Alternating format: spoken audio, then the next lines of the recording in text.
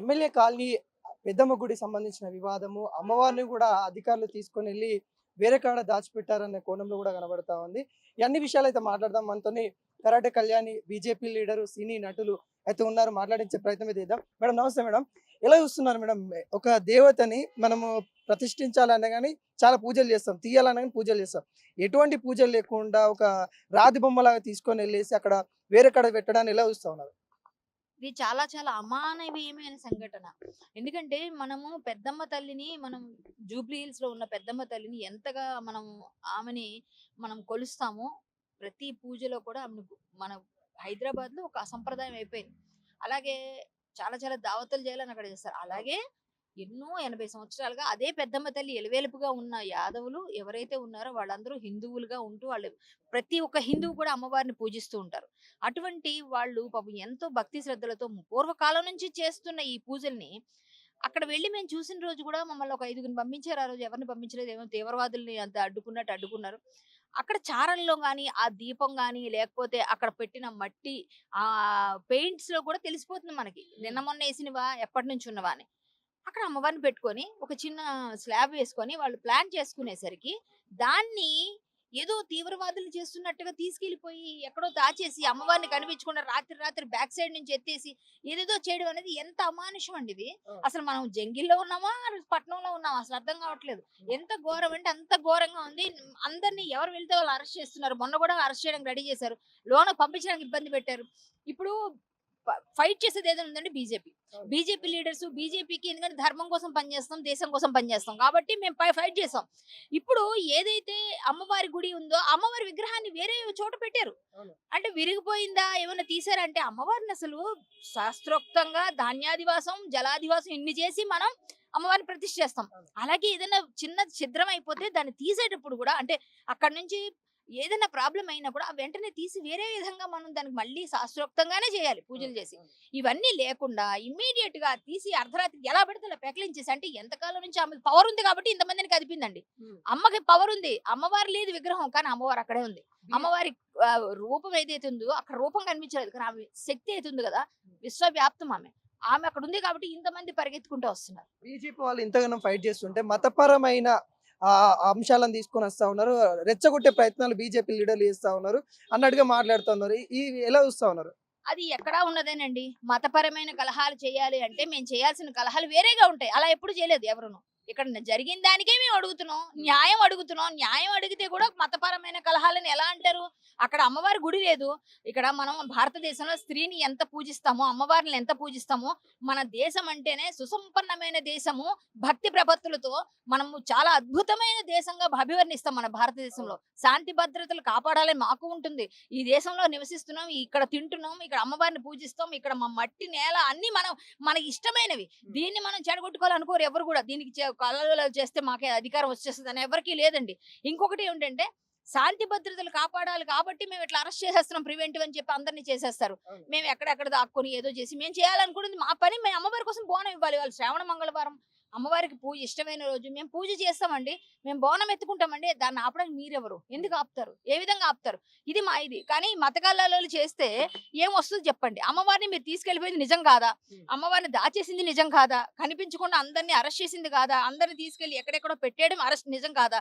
ఈ నిజాలను అడిగితే మీరు ఎందుకు ఇట్లా మా మీద బురద చల్లుతున్నారు? నిజం అడగకూడదా? అంటే నిజం అడిగే రైట్స్ మాకు లేవా? మనం సభ్య సమాజంలో బ్రతుకుతున్నామా, లేకపోతే కాంక్రీట్ జంగిల్లో ఉంటే వాళ్ళ చెప్పు చేతుల్లో ఉంటున్నామా? ఎస్, మా రైట్ మేము చేస్తాం. రైట్ ఇది మా రైట్ మేము చేయాలి కదా. ఆడపిల్లలకి రక్షణ లేదు ఒకవైపు, కనీసం దేవుళ్ళకు కూడా రక్షణ లేని పరిస్థితి కనబడతా ఉంది. ఎలా చూస్తా ఉన్నారు?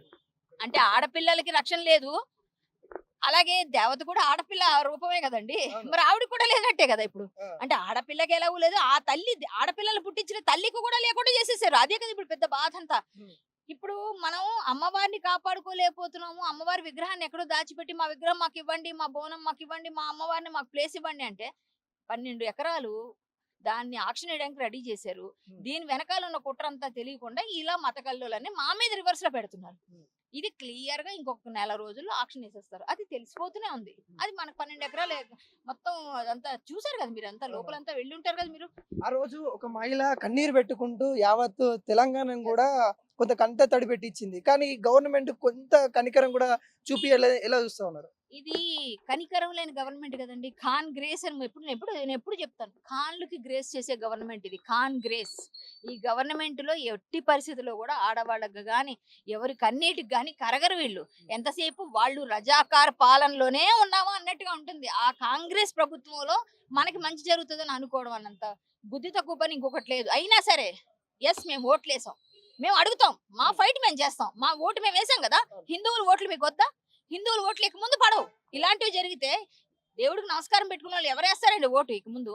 ఎందుకేస్తారండి? వెయ్యనుగాక వెయ్యరు. ఫైనల్ గా కాంగ్రెస్ గవర్నమెంట్ ఏం చెప్తారు ఈ వివాదంపై? కాంగ్రెస్ గవర్నమెంట్ బుద్ధి తెచ్చుకొని, సిగ్గు తెచ్చుకొని, అమ్మవారి జోలికొస్తే మట్టి కట్టుకుపోతాంరా, నాశనం అయిపోతాం, ఎందుకు పనికిరాకుండా అయిపోతాం. నెక్స్ట్ టైం గెలవాలి అంటే హిందువులు ఓట్లు కావాలి. అందరిని కలుపుకుంటూ పోవాలని తెలుసుకొని, బుద్ధి ఎరిగి, కొంచెం ఎప్పటికైనా అమ్మవారికి అక్కడ గుడి ఖచ్చితంగా వాళ్ళే నిర్మించి పునర్నిర్మాణం చేసి దానికి ప్రాణ ప్రతిష్ఠ చేసి అందరినీ పిలిచి చక్కగా వాళ్ళు ఈ అంశాన్ని సద్దుమణిగి చేసుకుంటే మంచిది. లేదా అట్టుడికిపోయినా ఏం జరిగినా అమ్మవారి కోసం మాలాంటి భక్తులు వేల మంది తరలి వస్తారు. ఖచ్చితంగా మీ గవర్నమెంట్ కూలిపోతుంది, సర్వనాశనం అయిపోతారు. ఎవరైతే ఇందుకు కారణమే ఆడపిల్ల అయ్యుండి ఆవిడ కాళ్ళు పడతాయి, చేతులు పడతాయి నేను అనకూడదండి. కానీ మంగళవారం నాడు మహాతల్లి ఎవరో చెప్పిన దాన్ని పట్టుకుని ఆడదయ్యుండి కూడా ఒక వెళ్ళి ఆమె కూల్చిందంటే అర్ధరాత్రి టైంలో ఆవిడికి అమ్మవారే చూపిస్తుంది. నేను విగ్రహం ఎక్కడ ఉందని ఏమన్నా చెప్పారా మీకు? ఇంతగా కొంతమంది షేక్‌పేటలో అని చెప్తున్నారు. కొన్ని ప్లేసెస్‌లో ఎక్కడో ఉంది. కాకపోతే ఉండడం అయితే ఉంది. మనం వెళ్ళాలి. మనం మాట్లాడతాం. మేమంతా చూస్తాం. ఇదంతా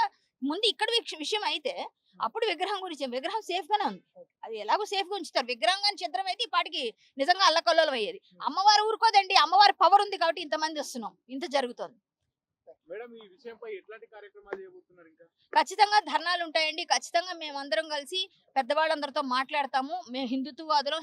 హిందూ సమాజం అంతా హిందుత్వవాదులందరూ కూడా కలిసికట్టుగా ఇంకొక అంటే కార్యాచరణ కాంగ్రెస్ ప్రభుత్వం కావాల్సుకునే ఇట్లాంటి ప్రయత్నాలు ఖచ్చితంగా చేస్తున్నారా? చేస్తున్నారు. కావాల్సుకొని చేస్తున్నారు. వాళ్ళకి అసలు నిమ్మక నీరెత్తినట్టుగా ఉన్నారు. కాంగ్రెస్ ప్రభుత్వం ఎట్టి పరిస్థితుల్లోని కాంగ్రెస్ ఏం చేయాలనుకుంటుందో అవన్నీ చేస్తూనే ఉంటది. కానీ అమ్మవారి గురించి కానీ ఏమాత్రం పట్టలేదు కాబట్టి ఇప్పటి వరకు వాళ్ళు స్పందించడం లేదు.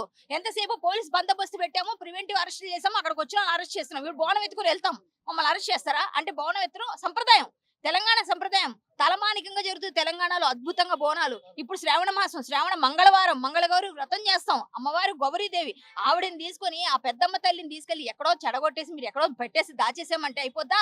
ఆమె శక్తి ఊరుకుంటదా? ఖచ్చితంగా మా అందరి రూపంలో బయటకు వస్తది. ప్రతి ఆడపిల్ల కదిలొస్తది. ప్రతి అమ్మాయి ఈ రోజు మాట్లాడుతది. ప్రతి ఒక్కరు కూడా కన్నీరు పెడుతున్నారు. ఆ కన్నీరు వరదలో కొట్టుకుపోతుంది ఈ కాంగ్రెస్ ప్రభుత్వం. ఇదే జరుగుతుంది.